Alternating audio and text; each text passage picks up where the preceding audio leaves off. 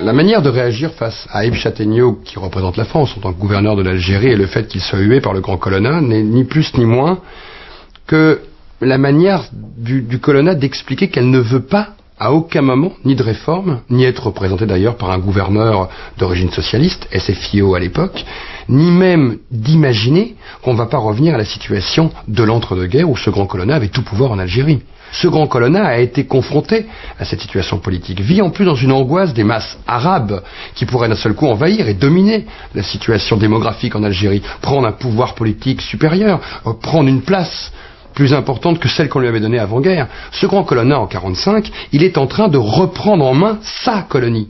Et pour lui, c'est bien la sienne. Personne à Paris doit décider à leur place, encore moins un socialiste, alors encore moins les Arabes, et encore moins les leaders nationalistes. L'offensive du pouvoir contre les nationalistes ne se limite pas aux leaders. Ferhat Abbas et Messali Hadj emprisonnés, les autorités procèdent à des arrestations massives parmi les militants. Nous, les musulmans, on allait à nous récupérer. Et là où ça devenait très difficile, où léger le plus, c'est entre 2h et 6h. Là, il n'y a plus personne dans la rue, aucun arabe, très peu de passants. J'allais, je disais, peut-être devant cet immeuble-là, ils vont m'abattre, peut-être plus loin dans l'autre coin, peut-être jusqu'à ce que j'arrive au bureau. Pendant 3 jours, j'ai vécu le grand martyr. À tel point que quand on m'a amené au commissariat, et puis après qu'on m'a transféré à la caserne, j'ai dit alhamdoulilah, je suis bien ici. Comme ça, c'est fini le cauchemar. Et bien maintenant qu'on nous tue, on nous tuera tous. Évidemment, l'accueil, c'était les coups, c'était les insultes, les gifles, et puis l'ordre de me déshabiller. Le bonhomme nous disait, ça, c'est une cravache, ça, c'est votre Abbas Farhat, ça, c'est votre Messali Hadj, ça, c'est votre Bembadich, etc. Choisissez-le. Et il nous donnait des coups sur la plante des pieds. Pendant que l'un nous donnait des coups sur la plante des pieds, un autre versait de l'eau. Quand on est arrivé là-bas, dans le bureau d'un officier, un capitaine, je me souviens, un jeune capitaine, le sergent est revenu tout de suite en me disant, monsieur, tout est complet, pas de place, on ne peut pas le mettre nulle part. Il m'a regardé et m'a dit, de toute façon, il n'a pas pour longtemps, tu peux le mettre avec les autres. Comme ça, textuellement. Moi, j'ai compris qu'il n'en a pas tant, c'est qu'on allait m'éliminer. C'est bien clair, ça veut dire ça. La nuit, les policiers et les militaires venaient amener une hôtel, et puis on ne les revoyait jamais.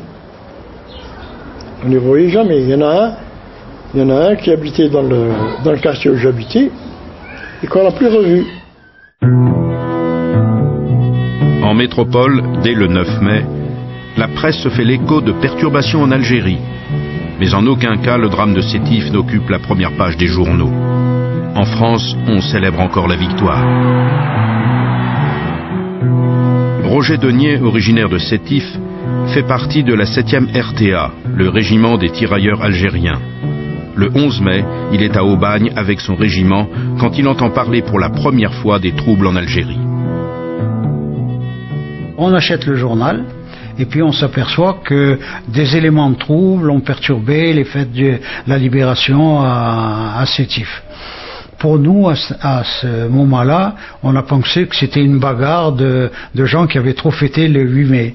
Et le lendemain, en rentrant au bail, le commandant qui était à côté de moi déplie un journal et puis qui me dit « Eh bien, il s'en passe des choses dans votre pays. » Alors je dis « Qu'est-ce qui se passe ?» Ben, il me dit « Il y a eu des émeutes à Sétif et avec des victimes, il y a des morts. » Ah bon?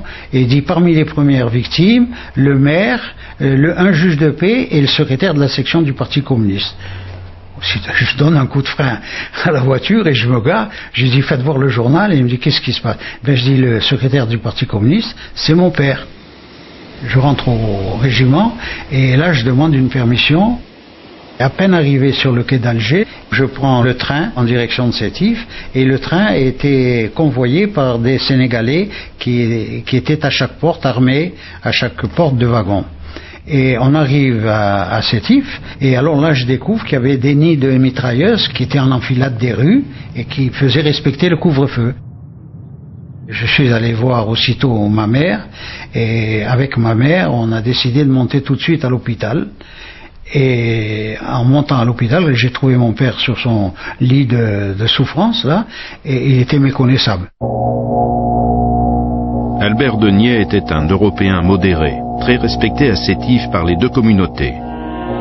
Dans la folie de la manifestation du 8 mai, il a eu les mains broyées par des manifestants. Cette photo a été prise par l'armée. Abondamment publiée dans la presse locale, elle contribuera à créer un climat de terreur au sein de la population française. Dans les colonnes des journaux, si on ne mentionne pas les morts algériens, on énumère les victimes françaises et on dénonce en boucle la barbarie des émeutiers. Tous les jours en lisant notre journal, quand on lisait le décès de telle ou telle personne, ça nous faisait peur. Et on se disait, mon Dieu, quand est-ce que ça va nous arriver à nous? Et ça envenimait, ça entretenait notre psychose et on avait peur. Et c'était terrible. Il y a des gens qui ne sont plus jamais sortis, qui n'osaient plus descendre des escaliers, qui ne voulaient pas aller à l'extérieur, tant la peur était grande. On se demandait, nous, les petits gens, on se demandait ce qui nous était arrivé, parce qu'on ne comprenait pas la chose. À l'extérieur de l'Algérie, on continue à ignorer l'ampleur de la répression. Landrum Bolling, reporter de guerre américain, est le premier journaliste étranger à se rendre sur le terrain. À la toute fin de la guerre, j'étais à Rome et j'ai reçu un télégramme de mon rédacteur en chef à New York m'ordonnant d'aller immédiatement à Alger pour voir si je pouvais essayer de déterrer une histoire que les Français essayaient de cacher. Quand je suis arrivé à Alger, les autorités françaises ne m'ont rien dit. Je suis allé voir les autorités militaires américaines qui ne m'ont rien dit non plus, mais par hasard, j'ai rencontré un homme d'affaires américain qui partait en voiture le lendemain pour la province de Constantine et il m'a dit « Oh oui, j'ai entendu parler de quelques problèmes survenus dans une petite ville qui s'appelle Sétif. » À une vingtaine ou une trentaine de kilomètres de Sétif, j'ai commencé à voir des villages qui venaient tout juste d'être brûlés. Des troupes sénégalaises gardaient ces villages.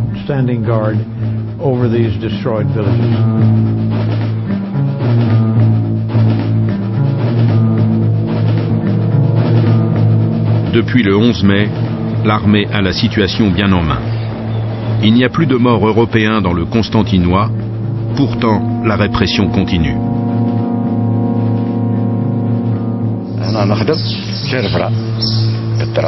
J'étais serfrant. En 1945, je travaillais dans cette gare. Le chef de gare nous avait mis des brassards. Seuls les cheminots et les travailleurs des ponts et chaussées avaient le droit de circuler. Nous avons emmené un premier train, celui des tabords marocains. Le lendemain ou le surlendemain est arrivé un train rempli de tirailleurs sénégalais.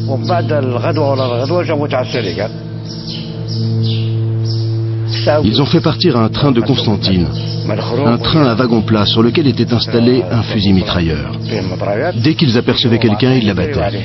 Ils tiraient sur tout ce qui bougeait. Les routes étaient jonchées de cadavres.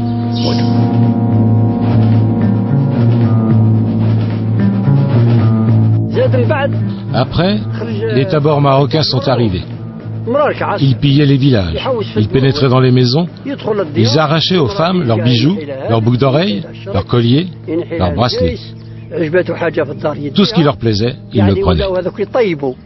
Ce qui se passe en 1945 au niveau de la répression est une vieille tradition française. C'est d'utiliser dans chaque partie de l'Empire des soldats d'une autre partie de l'Empire. On a colonisé le Maroc grâce aux tirailleurs sénégalais. On envoie la répression en 1947 à Madagascar avec ces mêmes tirailleurs sénégalais.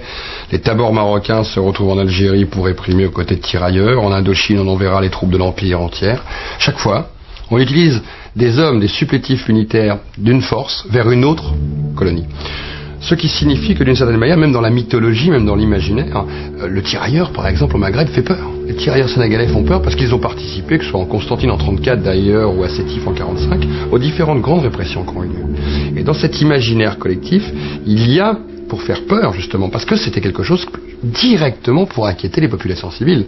Quand on sortait les tirailleurs sénégalais, c'était d'une certaine manière rappeler ce que le pouvoir colonial pouvait lâcher sur la population civile. C'est-à-dire, attention, si vous ne rentrez pas dans le rang, nous allons vous lâcher les tirailleurs. l'armée arrive à Guelma et va prendre le relais de la milice. Les Français qui assuraient la sécurité de la ville rentrent chez eux. Mais le sous-préfet Achiari et les miliciens les plus actifs ne veulent pas en rester là.